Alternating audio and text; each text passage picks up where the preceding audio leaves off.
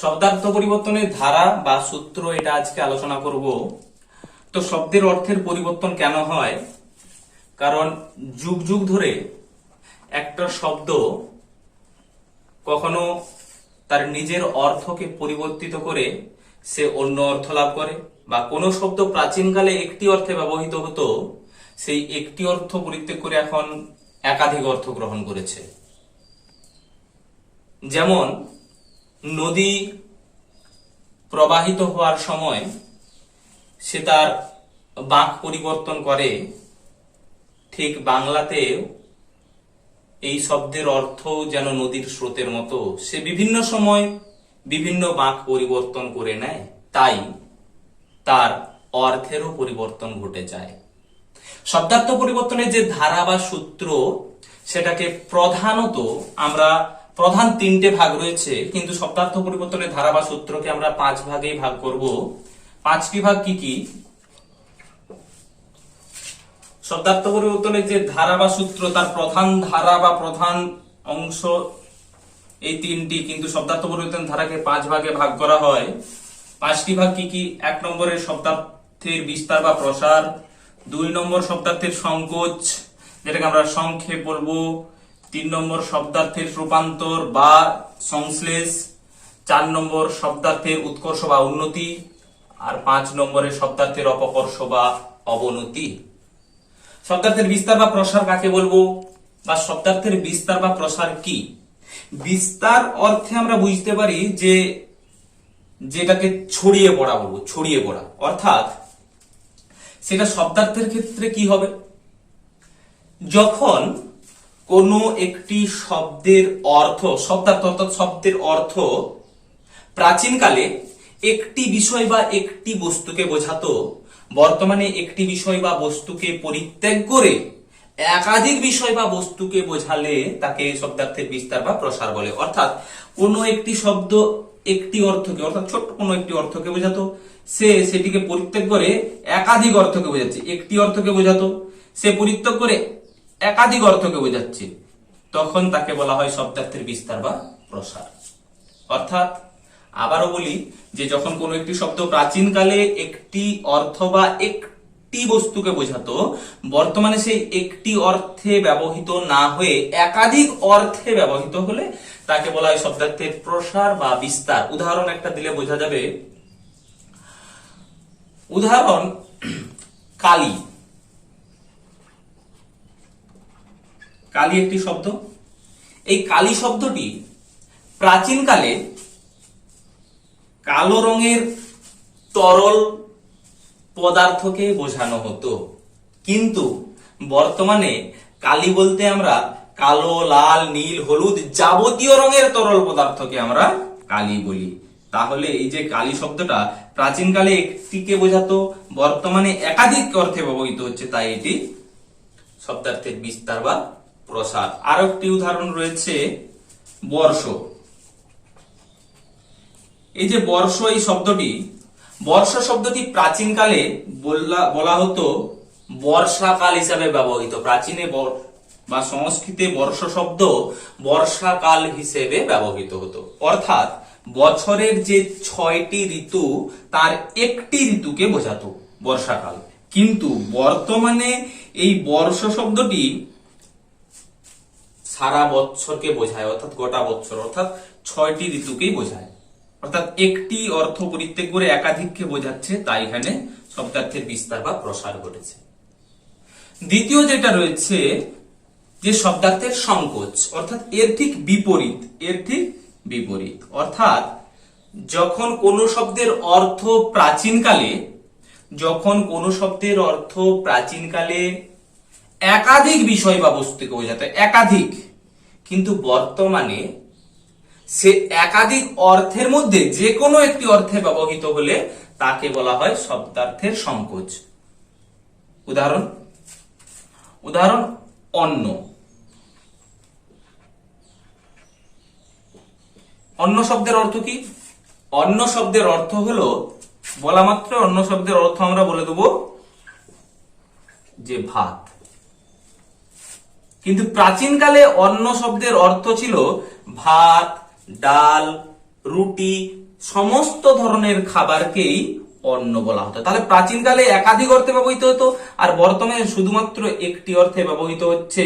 তাই এইটি ঘটে গেছে শব্দার্থের সংকোচ, শব্দার্থের সংকোচ ঘটেছে। আর একটা উদাহরণ দিই, মৃগ।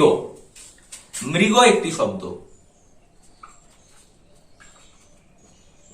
মৃগ শব্দের বর্তমান অর্থ কি? মৃগ শব্দের বর্তমান অর্থ হলো হরিণ। কিন্তু প্রাচীনকালে মৃগ শব্দের অর্থ ছিল যে কোনো ধরনের তৃণভোজী প্রাণী, অর্থাৎ যে কোনো প্রকার তৃণভোজী প্রাণীকেই বলা হতো মৃগ। কিন্তু বর্তমানে মৃগ মানে হয়ে গেছে শুধুমাত্র হরিণকে। তাহলে প্রাচীনকালের একাধিক অর্থে ব্যবহৃত শব্দগুলি বর্তমানে শুধুমাত্র একটি অর্থে ব্যবহৃত হচ্ছে, তাই এটি শব্দার্থের সংকোচ। এরপর 3 নম্বর রয়েছে শব্দার্থের রূপান্তর বা সংশ্লেষ। শব্দার্থের রূপান্তর বা সংশ্লেষ কাকে বলবো? শব্দার্থের রূপান্তর বা সংশ্লেষ যখন কোন শব্দের অর্থ প্রাচীনকালে একটি অর্থে ব্যবহৃত হতো, পরবর্তীকালে সেই প্রাচীনকালের অর্থ সম্পূর্ণরূপে পরিবর্তিত হয়ে কোনো নতুন অর্থ গ্রহণ করলে তখন শব্দার্থের রূপান্তর বা সংশ্লেষ হয়। অর্থাৎ প্রাচীনকালে এক অর্থে ব্যবহৃত হতো, পরবর্তীকালে অর্থের বিস্তারের ফলে নানান অর্থ গ্রহণ করার পর সে বর্তমানে যে অর্থটিকে গ্রহণ করেছে তার সঙ্গে প্রাচীনকালের অর্থের কোন রকম কোনো মিল তার নেই, তখন তাকে আমরা বলবো শব্দার্থের রূপান্তর বা সংশ্লেষ। যেমন উদাহরণ একটা দিই, পাত্র। পাত্র এই উদাহরণটি প্রাচীনকালে এর অর্থ পান করার আধার।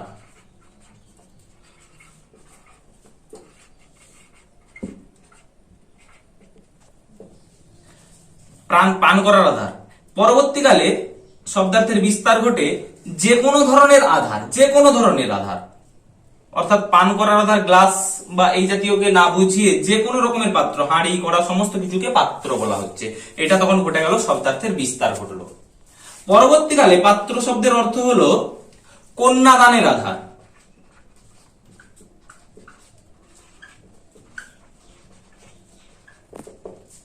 আর বর্তমানে পাত্র শব্দের অর্থ হয়েছে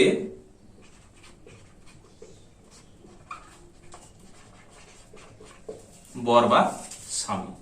তাহলে প্রাচীনকালে অর্থ ছিল যার পান করার আধার, বর্তমানে যার অর্থ দাঁড়িয়েছে বর বা স্বামী। তাহলে প্রাচীনকালের অর্থের সঙ্গে বর্তমানের অর্থের কোন রকম কোনো মিল নেই, তাই এটি শব্দার্থের রূপান্তর বা সংশ্লেষ। অর্থাৎ রূপান্তর ঘটে গেল, এক রূপ থেকে অন্য রূপে, রূপান্তর এক রূপ থেকে অন্য রূপে চলে আসা। এরকম সন্দেশ একটি শব্দ দিয়েছি, সন্দেশ যার প্রাচীন অর্থ ছিল সংবাদ। প্রাচীনকালে সংবাদ অর্থে ব্যবহৃত হতো, তারপরে তা পরিবর্তিত হতে হতে বর্তমানে সন্দেশ হয়ে গিয়েছে এক প্রকার শুকনো মিষ্টি বিশেষ। প্রাচীন অর্থের সঙ্গে বর্তমান অর্থের তার কোনো মিল নেই, এটা শব্দার্থের রূপান্তর ঘটেছে। তাহলে শব্দার্থের রূপান্তর হলো। এরপরে শব্দার্থের উৎকর্ষ বা উন্নতি কাকে বলবো?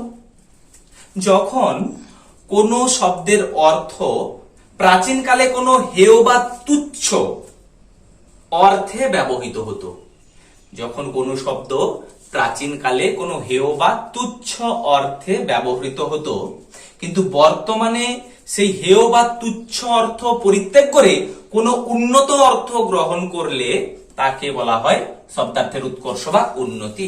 যেমন মন্দির। মন্দির একটি শব্দ, প্রাচীনকালে যার অর্থ ছিল গৃহ, অর্থাৎ মানুষ যেখানে বাস করে।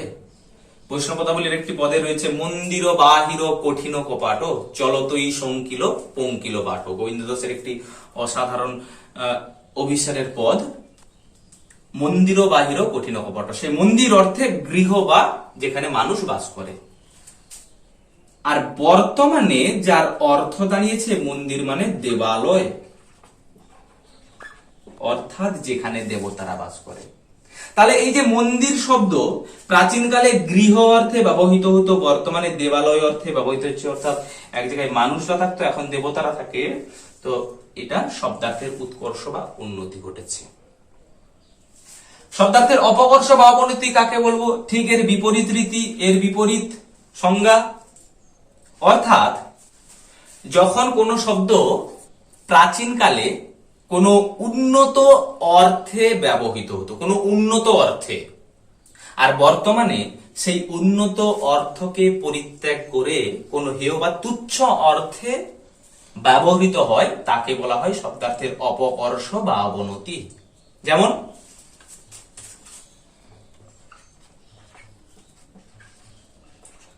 মহাজন। মহাজন একটি শব্দ। মহাজন শব্দের প্রাচীনকালে অর্থ ছিল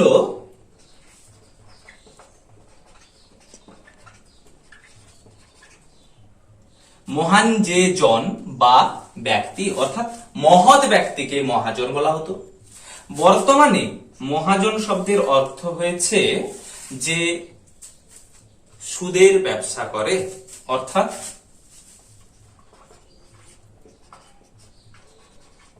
সুদখোর, তাকে মহাজন বলা হয়। তাহলে প্রাচীনকালে এক অর্থে ব্যবহৃত হতো, বর্তমানে যে অর্থে ব্যবহৃত হয় সেখানে অর্থের অবনতি ঘটেছে, তাই এটি শব্দার্থের অপকর্ষ বা অবনতি। তাহলে প্রাচীনকালে যখন কোন শব্দের অর্থ কোন উন্নত অর্থে ব্যবহৃত হতো, বর্তমানে সেই উন্নত অর্থকে পরিত্যাগ করে কোনো হেয় বা তুচ্ছ অর্থ গ্রহণ করলে তাকে বলা হয় শব্দার্থের অপকর্ষ বা অবনতি। যেমন মহাজন, প্রাচীনকালে অর্থ ছিল মহান যে জন বা ব্যক্তি, অর্থাৎ মহৎ ব্যক্তি। বর্তমানে অর্থের বিনিময় অর্থাৎ সুদের কারবার যারা করে তাদেরকে মহাজন বলা হয়। এখানে শব্দার্থের অপকর্ষ বা অবনতি ঘটেছে। তাহলে শব্দার্থ পরিবর্তনের ধারা বা সূত্রকে 5টি ভাগে ভাগ করা হয়: শব্দার্থের বিস্তার বা প্রসার, শব্দার্থের সংকোচ, শব্দার্থের রূপান্তর সংশ্লেষ, শব্দার্থের উৎকর্ষ বা উন্নতি, শব্দার্থের অপকর্ষ বা অবনতি। পরীক্ষাতে যে কোনো দুটো মিলিয়ে 5 নম্বরের আসতে পারে, বা কখনো একটা দিবে তার 1 নম্বরের শর্ট কোশ্চেন আসতে পারে, উদাহরণ দিতে পারে।